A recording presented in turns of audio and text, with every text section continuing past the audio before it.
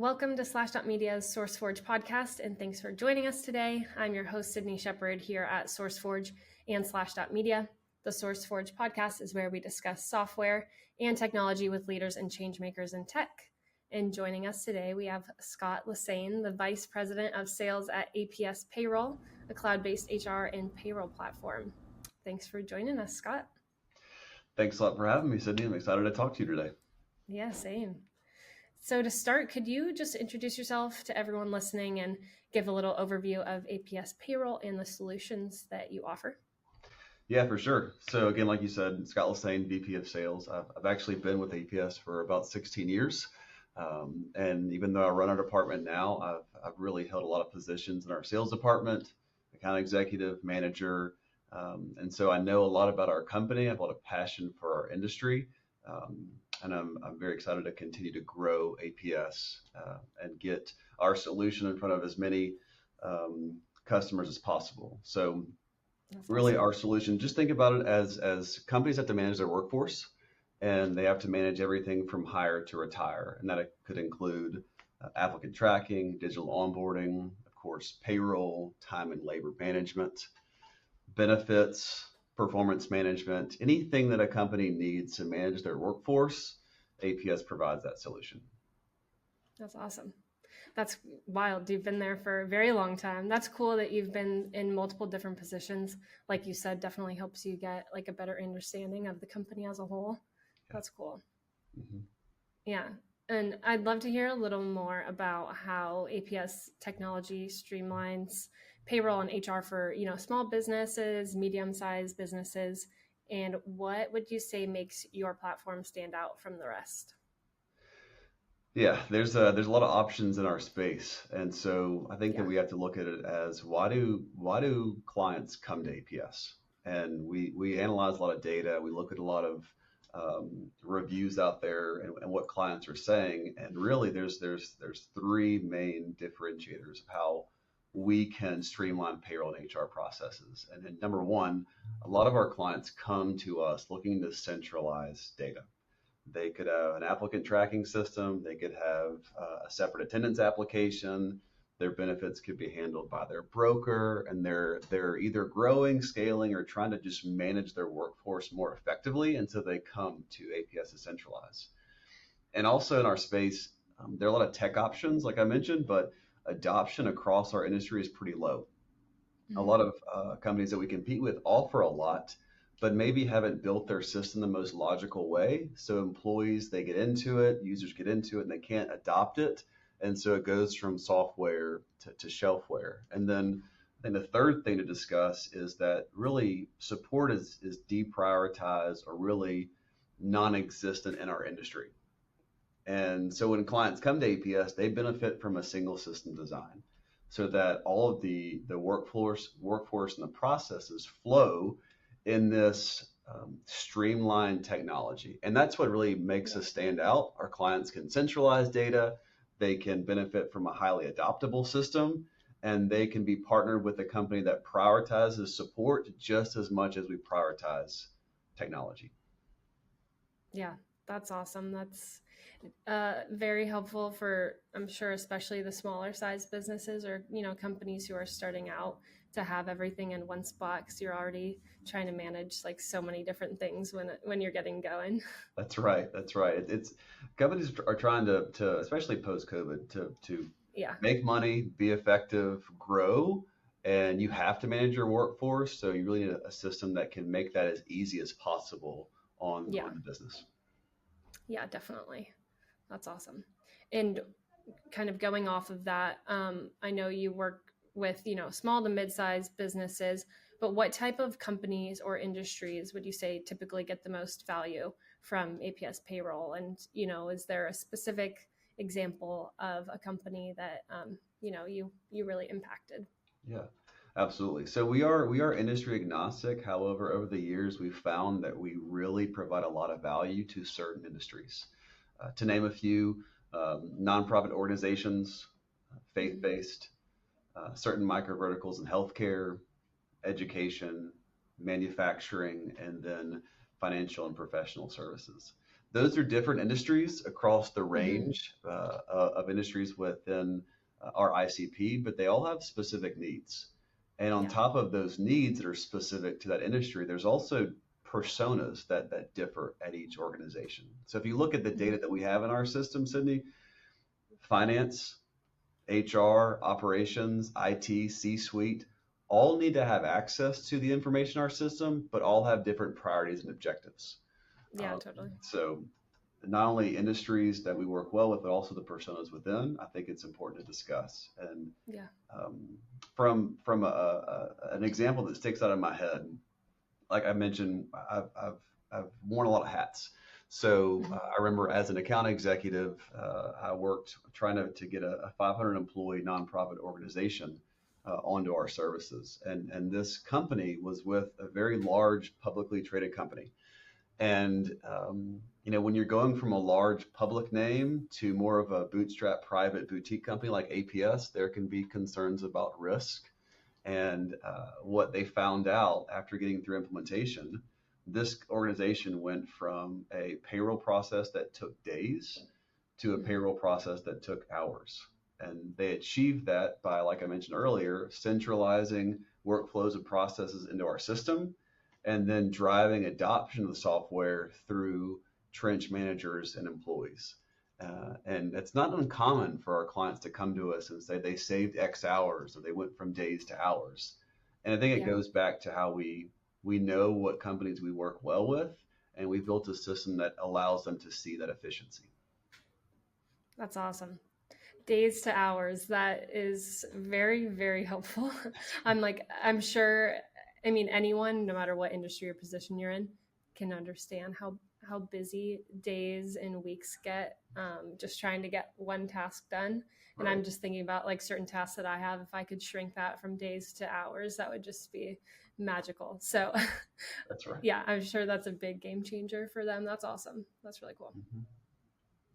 Mhm. And these days, real-time payroll processing and employee access are more important than ever. And how do you guys help companies stay on top of those critical functions? Yeah, payroll never slows down. Yeah. I remember when I first got into this industry, my dad told me, you better not mess with someone's paycheck, right? Because that's something that we all care about. Every single Yep. employee of an organization cares that their data is accurate and it's on time. And especially post-pandemic with more of a remote workforce, Hmm. employees can be all over the map. And you can work for a company and their corporate might be 6 states away. So I think the main thing, Sydney, is self-serve. The idea of employee self-serve gives employees autonomy, and so they can go look at their pay stub or request PTO or have access to their benefit statement or e-sign a document. They can also be very engaged with the company, and you're providing that autonomy, but you're also providing delegation because for someone to receive an accurate paycheck, there's certain onus on the employee to make sure they're clocking in or requesting the right PTO, e-signing their time card. And Hmm. self-serve really is that vehicle that can help get a business to a more efficient state. And also, pay payroll in itself needs to be very flexible. So different states have different pay laws Yeah. for end of pay period and first check date or termination pay requirements. When do you have to get an employee their final pay stub? So we offer our clients a lot of flexibility with the ability to create prepays, unscheduled run, and then a concept called expedited payroll that allows clients to submit a payroll the next day or even same day in certain situations if there's an uh-oh or a fire or maybe a termination that needs to be paid out, for example, in California, same day. That's awesome. Cool. Yeah. And, in addition to that, um, like for employees going in on kind of on the other side as businesses grow and evolve, their needs for scalability, flexibility, all of that for payroll and HR management tend to change. So how do you help companies adapt to those changing requirements for the people that are in those positions Yeah, working on that? that's a great question. I think that when you provide software and service, if you're not listening to your customer, then you're not Mm-hmm. continuing to evolve for them. Yes, totally. And so, again, we compete with a lot of companies in our space that are very large and publicly traded, and that's fine. That's no knock on them. But the larger the company gets, the further they can get away from their clients. And that's one thing I've been very proud of over my tenure here is that APS hasn't lost sight of that. So I'll Yeah. name a few initiatives. Of course, all of our clients can engage with us via their CSAT or NPS responses. So we have surveys within our system. Every time a ticket's closed, there's a survey. Every 90 days, our customers are asked how satisfied they are. And we have a team that takes those responses. And if there are challenges or opportunities, that we have a team that engages those clients specifically to understand how we can be better for them. We also have what we call the Voice of the Customer initiative, where we interview clients within our target industries that you asked about earlier consistently so that we understand how are we solving their problems, where are we not, and as they're growing and scaling, what do they see that they could benefit from us? We also ask, are you using any other software to manage parts of the workflow? And more often than not, so that we find out that a client is using another software that we have that service for. So we can understand, identify, and we engage our clients through our application and those initiatives to continually meet those needs. And at the end of the day, we are in our own ICP. We're a company around 200 employees in financial and professional services. So we also look at our own use case. Where are we struggling? Mm-hmm. Where are we? How are we scaling? And what challenges do we see? And so we also use ourselves to understand how we can be better for our clients. I love that. That's great. I mean, it totally makes sense. I feel like I don't think about that. I'm sure a lot of people don't think about that, but just looking in, you can find little holes to fill. And that's great too. I think there's so many different products or platforms that I've used, where sometimes it's hard to get help or feedback. So that's having that 90-day check-in. That's really a good idea. I mean, for your clients and also for you guys, just to continue to improve. Yeah. If you lose touch with your client, you're going to lose touch with where they're going, and it's very important for us. Yeah, and I feel like the more you stay in contact with a client, the better the relationship is. 100%. Yeah, totally. And you kind of mentioned, some competition and how you guys are a little different. So could you go in a little more detail, like when you're talking to some potential clients, what are some of the other options that they're considering, and what are some more ways that you guys set yourself apart from that competition? So in our addressable market, we probably have between 10 and 12 direct competitors. The biggest, the industry giants are going to be, ADP, Paychex, but we also have Paycor, Paycom, Paylocity, and UKG. There are a myriad of technology solutions in our space. And where we differentiate is really our best in breed support structure and our extremely usable and intuitive software. So I like to use an analogy every once in a while. So a car is a car, right? There are many cars out there. There are cars across the spectrum. There are manufacturers that offer different models, but there's a reason. I don't want to offend anybody, but there's a reason that a Toyota or a Honda will outlive a Range Rover. And it's all about the design of the components of the car and how they work together to perform and function properly. And so it's really the same thing in our space, that there are some really good looking and attractive technology offerings in our space. But there is a reason why a lot of our competitors churn at the rate that they do, because when clients get in and they understand the components and how the software actually works, it results in a lackluster experience. Yeah. And so it's very common for us to be the vendor that a company chooses to have that long lasting relationship with, because maybe they've seen what how the Range Rover functions, and Yeah. and they say I need a really solid and usable tech, but I also want to be heard, and I want to have a voice on the other end of the phone if I have an issue. Yeah. And we've built a business on those two pillars. That's cool. I like that analogy. It makes it very easy to understand. And also, I'm a Toyota girl, so I appreciate that. It's funny. I just was getting something on my car fixed the other day, and the car like repairman was asking me if I'll ever sell my Toyota, and I was like, no, I have no reason to. Like, it's a great car; it'll last forever. That's So that's I right. I very much so relate to that. Yeah, we could just nerd out on Toyotas. I have a 4Runner now, very pro, Nice. and last year my son turned 16, and I gave him my 2006 4Runner, and Nice. I expect them both to last a very long time because Yeah. they're built the right way, and Yeah. it's a very easy analogy to understand. Would I love Hmm. to own a Range Rover? Absolutely, it's a very cool car. But I know that my Yeah. Toyota is going to outlive it and give Yeah. me less headache. Yeah. Nice and reliable. I love that. That's cool. Toyota. Love it. Um, back to, I guess, the topic The here. topic at hand, right? Yeah.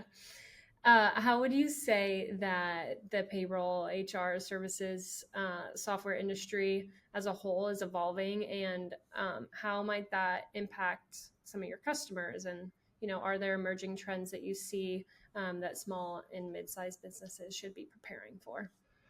Yeah, absolutely. I've mentioned the term post-pandemic a few times, and Yeah, it really has impacted our industry significantly. It's impacted yeah, everyone, right? And post-pandemic companies they're more remote, they're more diverse. At the same time, they're more lean. You've heard all the reports of layoffs and tech layoffs, and companies are really forced to do more with less. yeah, And at the same time, they're also managing a much more challenging workforce.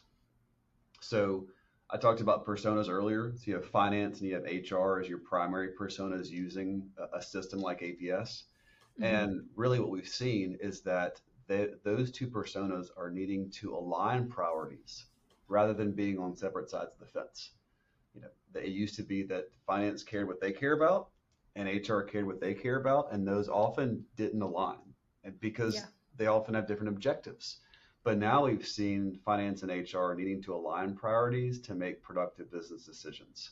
And at the end of the day, the data in our system is very critical, and it's usable for companies to make better financial and HR business decisions that keep the hmm, company in good standing, allow companies to grow and scale.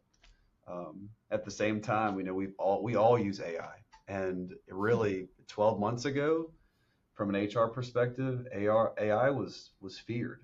Um, Honestly, AI was looked at initially by HR professionals as a threat to the HR component in general. mm, But yeah, now we talk about HR and how it can help streamline, job descriptions, or it can provide insight into performance review trends. yeah, It's welcomed, and that data is allowing HR to make better decisions that keeps finance happy because we're keeping our margins and our labor costs in line. So I've yeah. seen a lot of alignment, and it's been encouraging because now we can get finance and HR on the same page and work towards a similar goal. That's cool. Yeah. I feel like every conversation that I have about software, AI comes up in some way, shape, or form. Um, and it definitely, yeah, it is very helpful. I've said this before and I'll continue to say it. I feel like it can help anybody in any different position or industry in some way if you welcome it. Like Yeah. you can definitely take it and use it to your advantage. So that's cool. Yeah, Yeah. we all have to make that disclaimer joke that this is about to take my job, but I'm going to use it, right? Yeah. Yeah. Exactly. But again, Exactly. I think that AI can help us make more informed decisions. And that's like, Hmm. again, I'll go back to the data in our system. We store Yeah. a lot of data in our system. And so it makes sense for us to serve up our clients these actionable insights so that they can Yeah. go have tougher conversations, grow and scale it appropriately, and the AI is just summarizing some trends or analysis that they need to go and action on. Yeah, totally. That makes a lot of sense. Yeah. Yeah. And also you mentioned remote work, and, the rise of flexible workforce and gig economy are shaking things up these days, as you talked about post pandemic.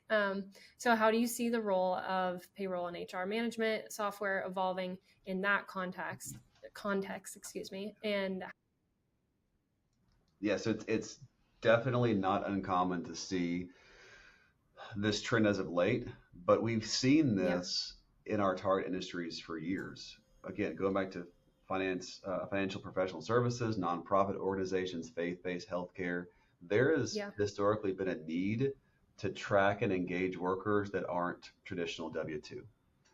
So working so in depth with our verticals prior to this evolution, APS already has a mature software for this trend. So we're going to nice. continue to prioritize non-traditional staff and how our clients continue to centralize data within our system. Goes back to centralizing data into a single engine. It goes back to self-serve. And since we built 95% of our technology, we can be very flexible to the trends in the workforce as they evolve over time. Nice. That's very helpful that you already kind of had that incorporated before the change began. That's very nice and helpful for you guys, and also for people who were quickly looking for something that could help them in that area. Yeah, so that obviously sets you guys apart, and the industry is becoming more competitive as time goes on. So how else, if there's other ways, does APS stay ahead of the curve in terms of innovation and customer satisfaction? I know you Yes. touched a little bit on it earlier, but if you want to expand on that some more. Yeah, and I can definitely expand on it further.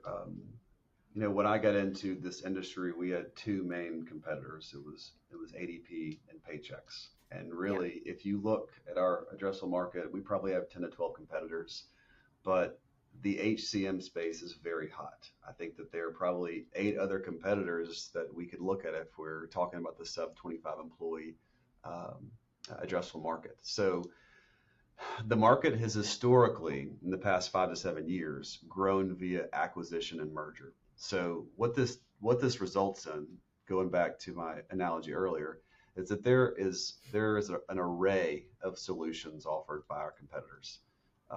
You could have product offering that includes the employee life cycle, but also some fringe software offerings that our competitors are adding to their portfolio to try to increase their addressable market. And it intensifies the existing problem that a lot of our competitors were pieced together with different software components. So the features offered by our competitors has increased the demand for our services in general. But I have to go back to the Toyota versus Range Rover analogy. yeah, Um, some things are just trends, and it doesn't make sense to acquire a company and piece it together to your software to try to make it work for your customer. yeah, I think we stay ahead of the curve in terms of innovation and customer satisfaction by some of the items I mentioned earlier. Continuing to prioritize best in breed service and technology, conducting those voice of the customer interviews, yeah. engaging our clients. Cindy, every time we release a new feature, we put it into what we call early access, and our clients can test out and try these features. Nice. And when they do so, they tell us what they hope to accomplish when they turn it on. Hmm. And we're able to aggregate all of this client feedback and listen to our customers, and that's how we continually meet their needs. So again, going back to why do customers go out to market? They go out to market because they need to centralize, they need a better adoptable system. And why do they choose APS? They choose APS because they realize that through our offering. That's great. Like I said before, listening to your customers and adapting is wonderful. It's Can't huge. really say much more than that, but that's great. That's awesome. That's right. Yeah. And if you could share a piece of advice, like one key piece of advice for a potential customer, what would that be? What do you wish that more businesses understood about managing their payroll and HR services? I love this question. I would say understand the company that you're going to engage with. So what does that mean? Our software, when a company goes out and engages an HCM platform, that software will be utilized by every single employee of the organization. Mm-hmm. From the employee, they're going to, again, view their pay stub, clock in, request PTO, go through a performance evaluation. Not only that, but there are personas and stakeholders that need access to the data in our system. So bring stakeholders to the pre-sales conversations. Speak with references. Read reviews of other clients in your specific industry or for, controllers like you. Yeah. I definitely suggest going way further than sales conversations and vanilla demos. I suggest working sessions with stakeholders, going through the actual problems that a company wants to solve, and don't make a decision in a silo. Read reviews, speak with references, and make sure that you ask about the support model, retention, overall satisfaction. Talk to new clients. Talk to clients that have been with the company for 5 years so you can get the understanding of how have they taken care of you for 5 years, and if you're new, what was implementation like? Yeah, I love it. You guys heard it. That's the key piece of advice. That's right. Cool. And switching gears a little bit, but supporting a distributed workforce comes with unique compliance challenges. So how does APS Payroll help companies navigate that complexity across multiple locations? So interesting enough, around 60% of our ARR, so 60% of our revenue is associated with our clients that have multiple EINs and locations. Wow. So bottom line is the majority of our clients have a remote workforce and or multi-location. Yeah. And so we are solving that problem for the majority of our clients today. And I think about a few things. One, user security permissions, allowing delegation and autonomy with guardrails. I mentioned self-serve earlier from an employee perspective, but self-serve functions as our employee and manager/director solution. So it's not best practice to give different either location managers or regional directors access to all the data in our system. It makes sense to give them access to the information they need to see and to streamline the workflows that they're responsible for. Yeah. So we accomplish that through our security permissions and through self-serve, so we can open up the lanes that our companies, that our clients need to travel in. And as they're managing multiple locations, multiple states, they're seeing what they need to see, and they're not distracted by what's not important to them. So our successful clients empower users in self-serve to manage locations and regions very efficiently. Nice. That's awesome. That helps keep things nice and easy, I'm sure, for, like you've talked about, for people to just log in and understand exactly what they're looking at and what they need to see. That's right. And cool. I'll say that our mission statement at APS is to make payroll and HR easier, and easier is a key word. Our president said we chose that instead of making payroll and HR easy because it's never easy. There's a lot to managing the workforce. Yeah. But our aim is to make it easier, more streamlined, and more effective so that our clients are, of course, satisfied with us, but also able to spend an appropriate amount of tactical time leveraging our technology so they can spend more time being strategic and helping the business grow. I love that. Easier. That's great. Yeah. And, another thing that is becoming very important to companies is, companies are putting a more increased emphasis on employee well-being and engagement. So how do payroll HR solutions like yours help companies better support their workforce in that way too? Yeah, it's a great question, and both generationally and through the more remote workforce, there is a need to make sure that employees are satisfied and that they're productive. And so there's the kind of the trendy conversation, and I think the more tangible conversation. So Yeah. In to make employees feel engaged, self-serve has evolved over the years. It started off as a way just for employees to clock in and look at their pay stub, but now our clients benefit from items like a news feed, a daily digest email that shows managers' birthdays and anniversaries for team shoutouts. We've also leveraged text message engagement through our system so that our users can send text message for maybe things like inclement weather or just shout outs or company events. But if I look at the more tangible side, there's an offering within our system called workforce planning. And what workforce planning is, it's really a pillar of our software.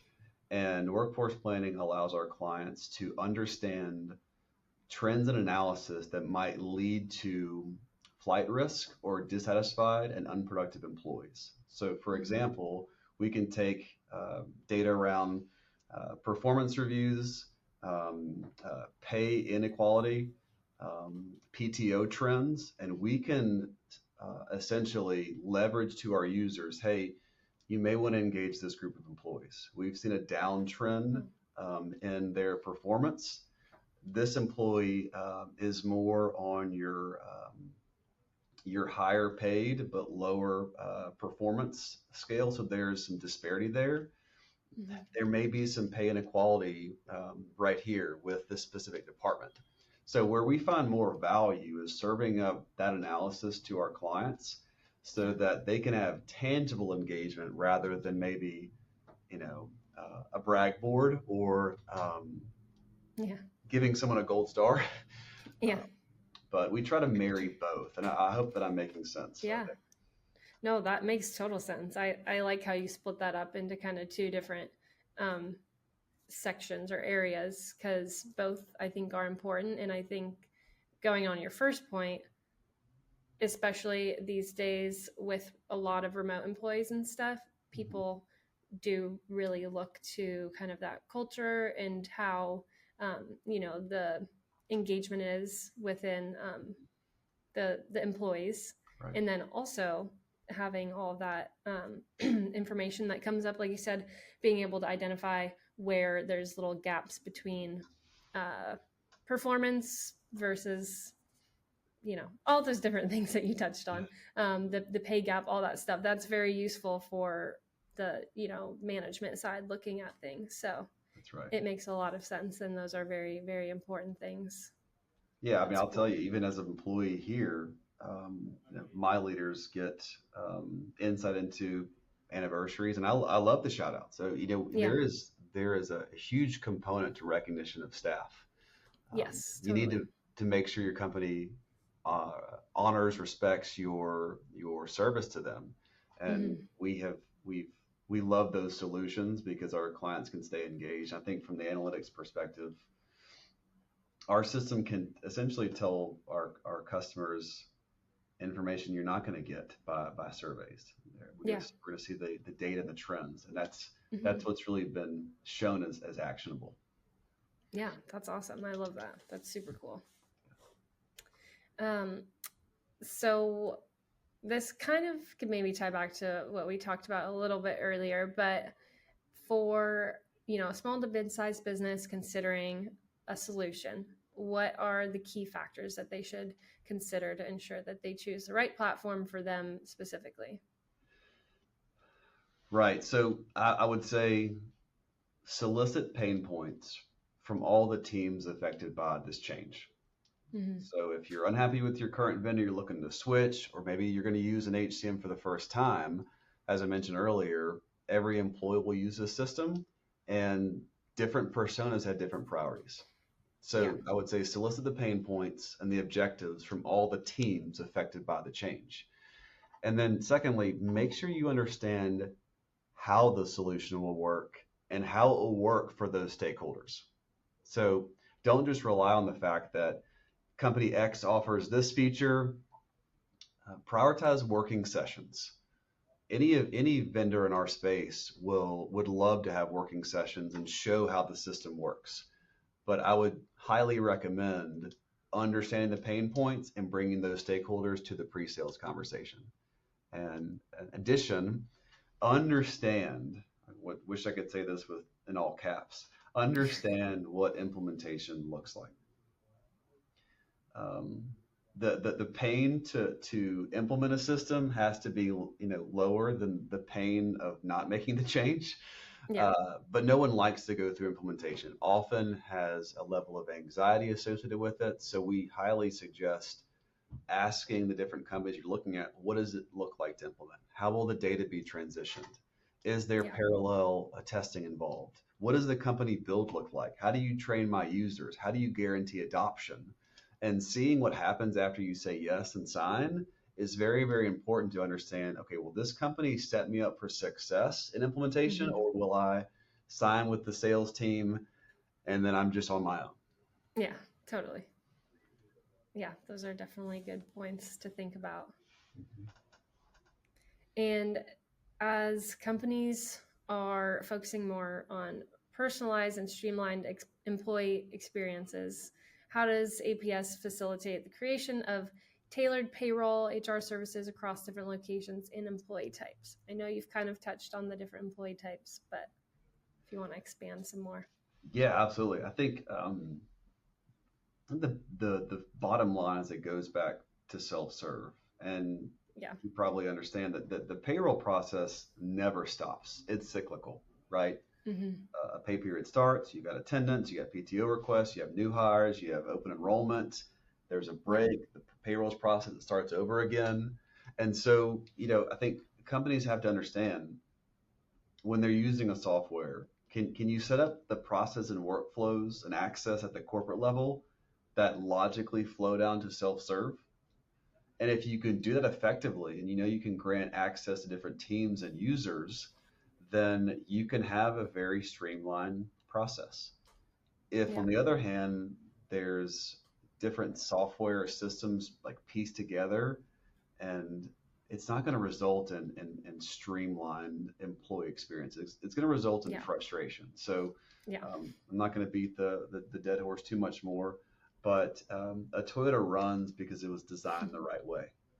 And some other car companies out there, maybe they look really nice, but they'll be in the shop, 6 times in your first year.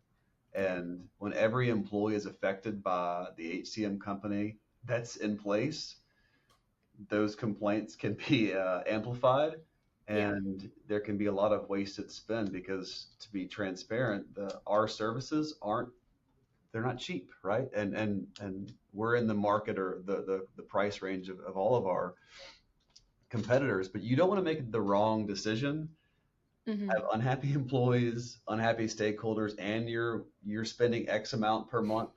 Yeah. So again, it goes back to just being very diligent in the pre-sales process and understanding what company you're working with. Yeah. Yeah, that's great. And to kind of start to wrap this up, looking ahead, do you guys have any exciting new developments or anything we can expect, from APS Payroll? Any new products, features, major updates, that sort of thing? Well, we're constantly evolving. And really at APS, we're focused on enhancing our user experience by going back to our mission statement. We want to make payroll and HR easier. And so we're always exploring new ideas and innovations to make day-to-day interactions with our technology efficient and intuitive. So we do have some exciting updates in the works, and we can't wait to share what's coming. So I would say just stay tuned. Okay, so it's not released yet then to come.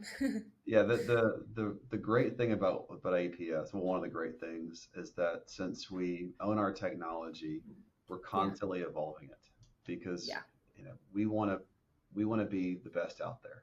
And Totally. I'm proud to work for a company that hasn't just said, hey, we've got a great system, let's go on autopilot. No. Yeah. The needs are changing, the market's evolving, and we want to be there to support our clients as they grow and just manage today's workforce. Awesome. That's great.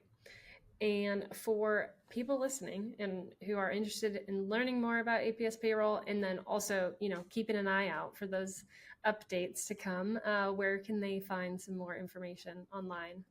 Absolutely. So our website, www.apspayroll.com. You can click contact us and get added to our marketing email list. You can also subscribe to our blog and get notified.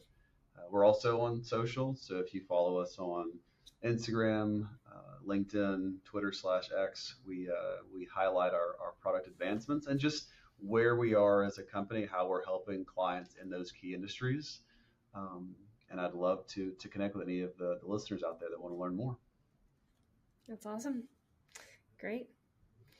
Well, thank you so much for your time and just talking about APS Payroll, teaching us a little bit more about what you guys do in the industry as a whole.